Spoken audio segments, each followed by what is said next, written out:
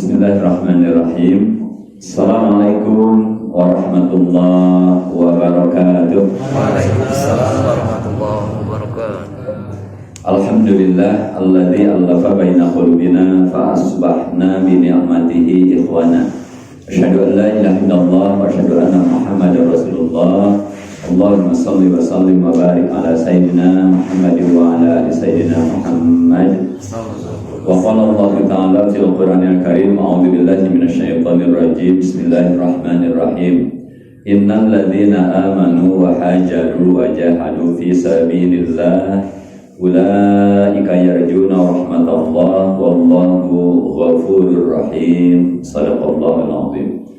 Puji syukur senantiasa kita sampaikan kepada yang berhak menerimanya, Allah Subhanahu wa taala yang kembali mempertemukan kita di sini. Semoga pertemuan ini menjadi salah satu wasilah pertemuan kita nanti di surga Allah Subhanahu wa taala. Salawat serta salam semoga Allah senantiasa melimpahkannya pada Nabi besar Muhammad sallallahu alaihi wasallam, keluarga, para sahabat dan umatnya. Dan mari kita perbanyak sholawat memohon kepada Allah harapan besarnya kita, keluarga besar kita, orang tua kita wabil khusus, termasuk orang-orang yang ditakdirkan oleh Allah diakui selaku umatnya dan kelak mendapatkan syafaat dengan izin Allah Subhanahu wa taala. Para alim ulama, asatidz wa asatidzah rahimakumullah, bapak-bapak, ibu yang Allah muliakan, bersyukur pada Allah Subhanahu wa taala. Doa yang kita panjatkan akhir Ramadan tahun yang lalu dikabul. Akhir tahun yang lalu, akhir Ramadan, kita meminta kepada Allah, ya Allah, sampaikan kembali kami ke bulan Ramadan yang akan datang. Alhamdulillah sekarang kita sudah jalani sampai dengan hari yang ke-15 begitu ya. Ini sesuatu yang luar biasa, sesuatu yang luar biasa yang Allah berikan kepada kita. Bahkan ini kesempatan yang jauh lebih banyak saum di bulan Ramadan dibandingkan dengan yang diberikan kepada Rasul. Rasul sepanjang hidupnya saum di bulan Ramadan itu cuma 9 kali. Kita udah berapa kali? Udah jauh lebih banyak ya. Padahal keutamaan saum itu Masya Allah luar biasa. Salah satunya aja disebutkan dalam sebuah hadis yang diriwayatkan oleh Muslim. Allah di bulan Ramadan itu memerintahkan kepada seluruh malaikat untuk mendoakan orang yang saum dari pagi sampai buka. Ini kita lagi didoain malaikat ini, Masya Allah. Dan kemudian malaikat itu nggak ada yang nggak nurut. La ya'sunallaha ma amarahum wa yaf'aluna ma yu'marun. Malaikat itu luar biasa, taat terus. Kalau dari pagi tugas kamu hari ini berdoa, doakan yang saum, doakan terus. Baru berhentinya itu nanti ketika kita berbuka. Terus apa yang didoakan malaikat? Dua. Allahumma gfir lahum, Allahumma arhamhum. Ya Allah, ampuni mereka, sayangi mereka dari pagi sampai maghrib.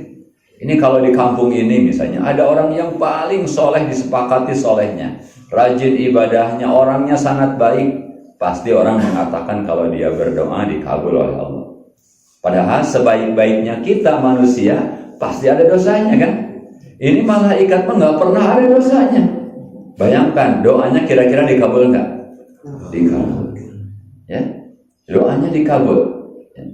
Nah, apa yang diminta? Allahumma gfir lahum, ya Allah ampuni segala kesalahan dan dosa-dosa. Sayangi mereka. Nah, itu malaikat sedang mendoakan. Berapa banyak malaikat yang mendoakan? Hanya Allah yang tahu. Bisa jadi jumlahnya jutaan atau miliaran orang. Nah, ini sesuatu yang luar biasa. Oleh karena itu harus gayung bersambut namanya ya. Malaikat mendoakan kita, kitanya pun menghindari maksiat. Kenapa? Allah menyampaikan dalam Al-Quran, innallaha la yughayyiru ma biqaumin hatta yughayyiru ma bi anfusihim. Allah tidak akan mengubah keadaan suatu kaum. Bukan hanya keadaan ekonominya, bukan keadaan kesehatannya, keadaan suatu kaum dari dosa-dosanya, itu yang paling penting. Jadi artinya apa? Yang berdosa akan tetap berdosa walaupun didoakan oleh malaikat kalau dia terus berbuat dosa, kalau dia tidak menghentikan maksiat. Oleh karena itu di bulan Ramadan ini hati-hati banget. Ya, karena Allah telah sucikan bulan ini, kalau kita kotori, Allah Subhanahu wa taala pasti marah. Ya. Nah, kemudian salah satu yang kemudian di dalam surat Al-Baqarah ayat 218 tadi disampaikan, orang yang akan mendapatkan ampunan di situ adalah di situ ada kata-kata hijrah. Ya, lihat, innal ladzina amanu wa hajaru wa jahadu fi sabilillah ulaika yarjuna rahmatallah wallahu ghafurur rahim. Nah, di situ. Jadi nyambung ya. Pembahasan ini saya diminta ya, ada judulnya hikmah begitu ya, yang kita ambil dari peristiwa hijrah ya, peristiwa hijrah. Kita tahu bahwa hijrah itu merupakan peristiwa besar yang terjadi di zaman Rasulullah yang mengubah bukan hanya keadaan umat di daerah haram saja, tapi sedunia. Waktu itu awalnya yang muslim itu hanya Muhammad. Kemudian mendapatkan wahyu ya, setelah mendapatkan wahyu diikuti oleh para sahabat ada 9 orang, terus sampai ada 40 orang. Ini yang dikatakan as-sabiqunal awalun. Orang-orang yang pertama masuk Islam itu ada 40 orang. Setelah itu terus Rasulullah berdakwah 13 tahun di kota Mekah dengan segala tantangan yang sangat-sangat berat. Luar biasa, dicaci maki, dihina, dilempari. Wah, sudah ada penyiksaan-penyiksaan luar biasa. 13 tahun. Dan jumlah yang ikut saat itu ada 13 orang. 355 orang yang kemudian hijrah, 313 orang. Begitu. Nah, jadi berjuang 13 tahun di kota Mekah itu luar biasa beratnya dan tidak diragukan. Pengorbanan itu sudah luar biasa besar. Akan tetapi Allah ingin menguji lebih berat lagi. Benar nggak ini keimanannya? Mantap nggak ini? Yakin nggak dengan apa yang Allah turunkan? Kenapa? Di dunia ini, Bapak Ibu sekalian, bukan hanya ujian keimanan, tapi juga ada ujian keyakinan. Ya, beda itu. Ada ujian keimanan, ada ujian keyakinan. Contoh nih sederhananya, kita beriman bahwa kalau kita bertahajud, Allah akan angkat kedudukan kita. Allah akan mudah urusan kita. Itu kita beriman. Kenapa? Ayatnya jelas. Faminal laili fatahajjad bihi nafilatan laka asa ayyab asaka rabbuka maqamam mahmuda. Kedudukan yang tinggi dengan tahajud kan? Tapi setiap yang tahu beriman dengan itu pada tahajud enggak? Belum tentu. Ini kenapa? Karena belum yakin gitu, atau keyakinannya masih rendah. Nah, yang namanya hijrah ini tidak hanya menguji keimanan, menguji keyakinan karena pengorbanannya besar. Bisa dibayangkan berangkatnya dari kota Mekah ya ke Madinah. Itu perjalanan yang tidak sebentar, 470 kilo. Jalan kaki, perbekalannya sedikit, gurun pasir, panas siang malam jalan. Ini bukan hanya keimanan ini. Dia sampai ke tingkat apa? Sampai ke tingkat yakin bahwa apa yang Allah perintahkan itu pasti baik buat kita. Bagi orang yang beriman ini jelas perintah Allah. Tapi kalau menggunakan akal, ya kayaknya nggak masuk akal ini. Masa disuruh jalan kaki 470 kilo? Nggak ada bekal-bekal yang dibawa. Dalam keadaan terancam, siapa yang mau? Tapi dengan keyakinan, Allah pasti akan menjaga kita. Allah pasti akan melindungi kita. Bagi Allah semuanya bisa jadi mudah urusan tuh. Kalau sudah sampai ke tingkat yakin gitu, kita nih yang punya banyak urusan, ya. Kalau yakin dengan pertolongan Allah, dia sudah mantap gitu. Dan pasti Allah akan berikan jalan keluarnya. Wa may yattaqillaha yaj'al lahu makhraja wa yarzuqhu min haitsu la yahtasib. Asal apa? Asal mantap. Nah, masalahnya terkadang kita tidak sepenuhnya yakin, tapi iman, ya, iman, yakin bahwa kita beriman. Nah, tadi itu, ini perintah Allah, tapi tantangannya berat ya, luar biasa. Ini ada contoh yang lain ya, tentang beda antara iman dan yakin. Nah, jadi bukan hanya ujian keimanan ini ya. Ini seringkali disebutkan kan ujian keimanan, ujian keimanan. Ada lagi tingkat yang lebih tinggi itu adalah ujian keyakinan. Karena tidak semua orang beriman keyakinannya sempurna. Ada orang yang beriman, ya keyakinannya belum mantap. Ya, tadi itu contoh. Banyak umat Islam yang sebetulnya tahu bahwa tahajud itu adalah solusi banyak kehidupan, urusan hidup. Mengangkat derajat itu yang namanya tahajud. Tapi kira-kira ada nggak setengahnya nih dari umat Islam sedunia tiap malam tahajud? Di kampung ini aja, di kampung kita nih. Ya kalau Ramadan insya Allah. Jangan Ramadan, di luar Ramadan ya. Nah, sedikit sekali. Ya. Kenapa? Karena masalahnya keyakinan. Ya, masalahnya keyakinan. Contoh yang lain, di zaman Rasulullah ada seorang wanita yang berzina. Ya. Setelah selesai berzina, kemudian dia datang bersegera kepada Rasulullah. Dia mengatakan, "Ya Rasulullah, rajam aku," kata si wanita ini, "karena aku sudah berzina." Kata si wanita itu dengan rasa takut yang sangat hebat. Kemudian Rasul mengatakan gimana? "Ah, kamu mimpi kali," gitu kalau bahasa kita. "Udah pulang sana pulang." Gitu. Kenapa? Kan nggak ada orang datang minta dirajam ya. Biasanya kalau orang berbuat jahat itu inginnya gimana? Nggak ketahuan malah gitu kan ini. Ini datang kepada Rasulullah minta dirajam. "Ya Rasulullah, aku telah berzina. Rajam aku." Padahal Bapak Ibu, dirajam itu bukan pekerjaan enteng. Kalau rajam itu adalah bagi orang yang berzina yang sudah menikah. Orang yang sudah menikah, dia berzina, hukumannya dirajam. Seperti apa dirajam itu? Dia disuruh ngaku bersalah, telah berzina, berdiri di tengah lapang, disaksikan banyak orang, dia mengatakan penyesalan dan bertobat, kemudian dia siap untuk mendapatkan hukuman asal Allah memaafkan kesalahannya, karena dia yakin nanti di alam kubur atau di akhirat hukumannya jauh lebih berat daripada rajam. Daripada nanti walaupun sekarang berat, mendingan sekarang begitu. Si wanita itu pada saat datang kepada Rasulullah, pada saat imannya itu sangat kuat, walaupun pernah bermaksiat, keyakinannya sangat hebat, sehingga dia minta dirajam. Dirajam itu dengan cara apa? Kalau dia sudah, ya kan dicambuk bagi yang belum berada di rumah, dikepung. Nah, kemudian juga ketika sedang dikepung tersebut, ya Abu Bakar dengan Rasulullah di malam hari keluar, ya. Keluar, kata Rasulullah kepada Ali bin Abi Thalib, "Wahai Ali, engkau tidur di tempat tidurku," kan gitu ya. Tidur di tempat tidurku.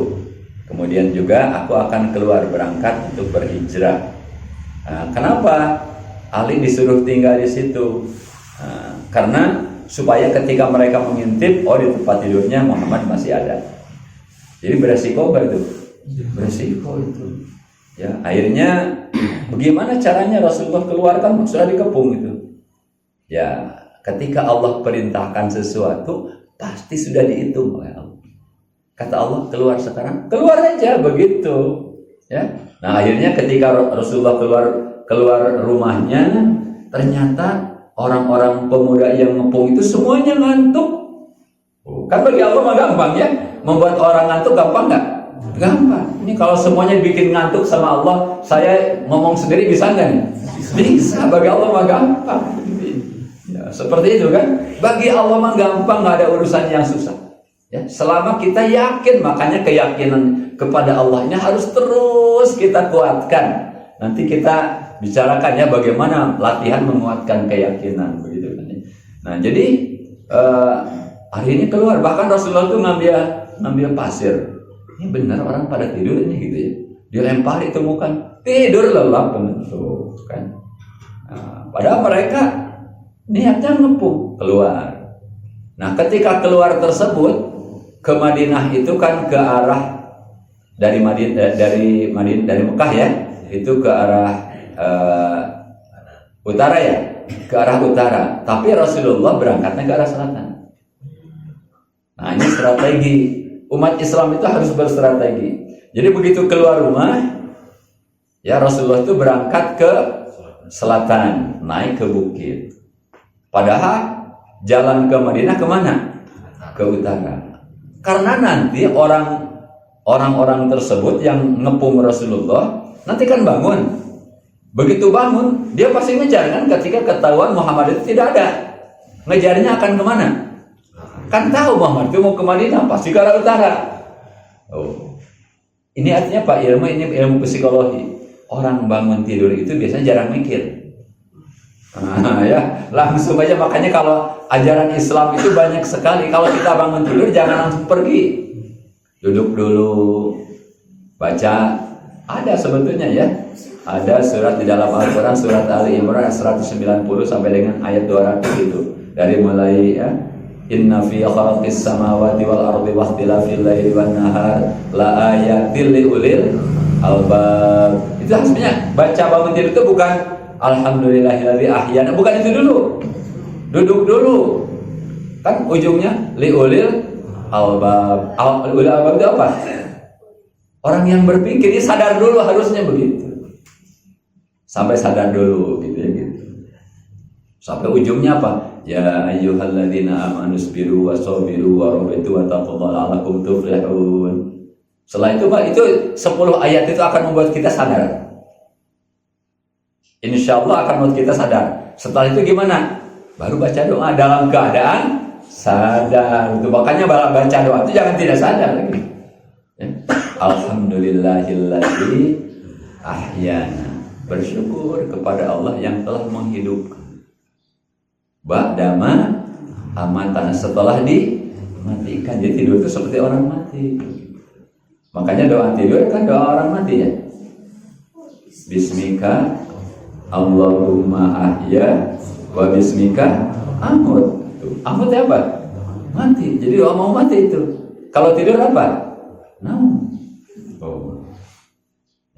Ya karena maksudnya apa? Kalau kita mau tidur, anggap kita nggak akan ketemu besok begitu.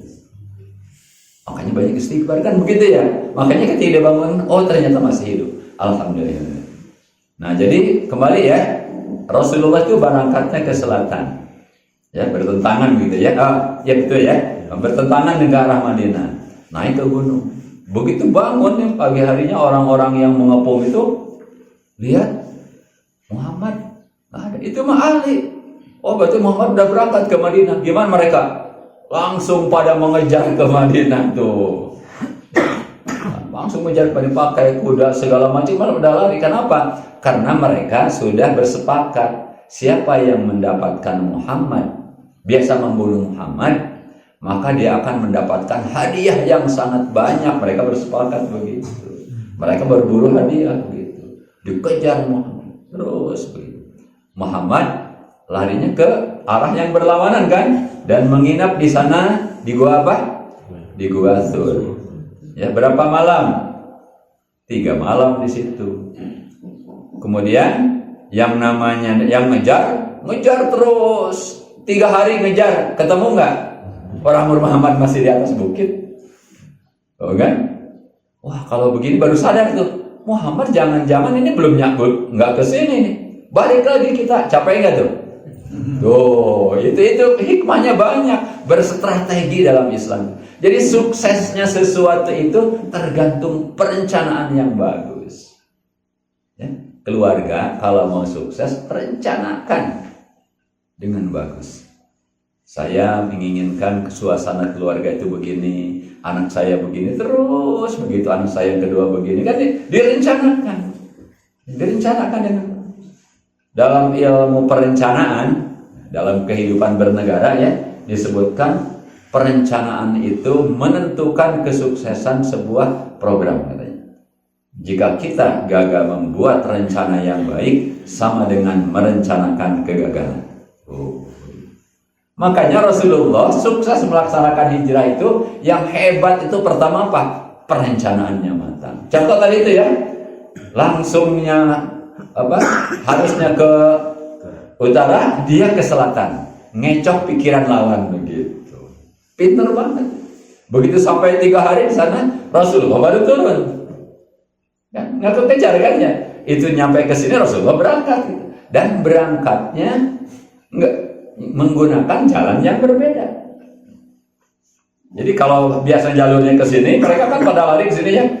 3 hari sudah sampai di sini nih. Muhammad baru turun, baru berangkat, jalannya ke sini. Ini 3 hari, nyampe lagi ke sini. Muhammad sudah jauh sekarang. Kalau jalan lagi ke sini jadi berapa hari tuh? Jadi 6 hari. Capek nggak tuh ngedari jalan 6 hari?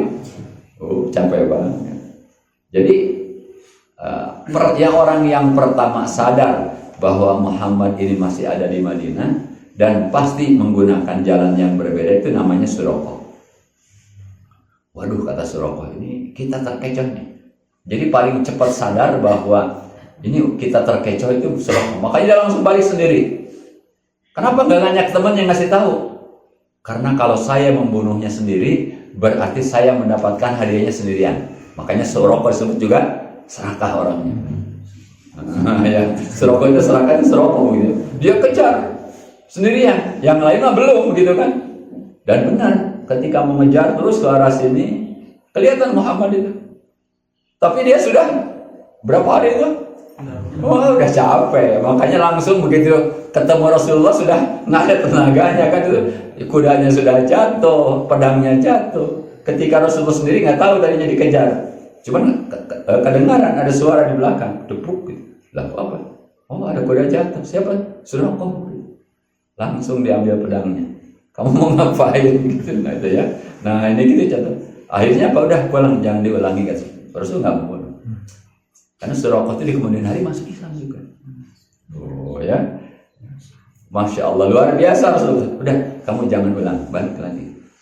Akhirnya dengan malu ya gitu kan ya. Dengan malunya tuh balik lagi, lemas begitu kan. Rasul jalan lagi ke sana. Nabi lagi penasaran saking serakah. Hijrah apa ya? Masing-masing tahulah kekurangannya, gitu ya.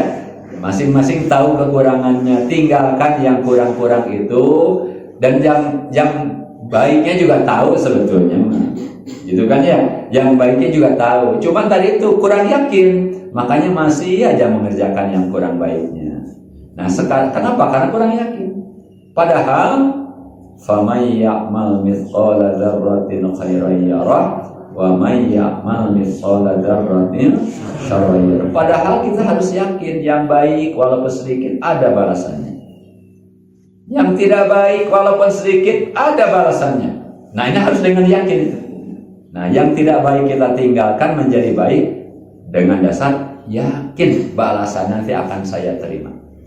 Kalau kita mengerjakan kebaikan walaupun sedikit, Allah menyampaikan hal jazaa'ul ihsan illal ihsan. Tidak ada balasan untuk kebaikan melainkan kebaikan yang lebih banyak dari Allah Subhanahu wa taala. Keburukan akan datang baginya. Jadi kalau kita berbuat tidak baik kepada orang nih, sebetulnya si orang yang kita dolimi itu bahkan bisa jadi mendapatkan keuntungan.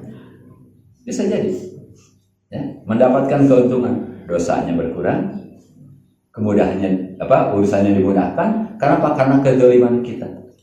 Kita yang berbuat dolimnya akan mendapatkan balasan keburukan di kemudian hari. Ya.